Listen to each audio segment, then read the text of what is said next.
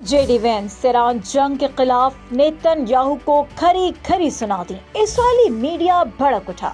खबरें हैं कि अमेरिकी नायब सदर जेडी वेंस को एक ऐसा मिशन सौंपा गया है जो न सिर्फ उनके सियासी करियर बल्कि आलमी सियासत में जबरदस्त असर डाल सकता है। अमेरिकी मीडिया के मुताबिक ईरान के साथ जारी कशीदगी खत्म करने और मुमकिन मुज़ाकरात की क़यादत का टास्क अब जेडी वेंस के कंधों पर है। माहिरीन का कहना है कि ये जिम्मेदारी उनके लिए सबसे बड़ा इम्तिहान हो सकता है, क्योंकि वो रिपब्लिकन पार्टी में 2028 के सदारती उम्मीदवार के तौर पर सबसे मजबूत नाम समझे जाते हैं। इसराइली लॉबी और सख्त गीर हल्के ईरान जंग के सिलसिले में इनके नर्म रवैये से खुश नहीं। जेडी वेंस ने मुतअद्दिद बार इस्राएली वज़ीर आज़म बेंजामिन नेतन्याहू और खलीजी इत्तेहादियों से बात की, जबकि ईरान के साथ बिलवास्ता राब्तों में भी शामिल रहे। वो जंग से कबल ईरान पर हमले के मुखालिफिन में शामिल थे, लेकिन बाद में इन फैसलों की हिमायत भी की। हाल ही में अमेरिकी नायब सदर और नेतन्याहू के दरमियान एक सख्त टेलीफोनिक गुफ्तगू हुई है,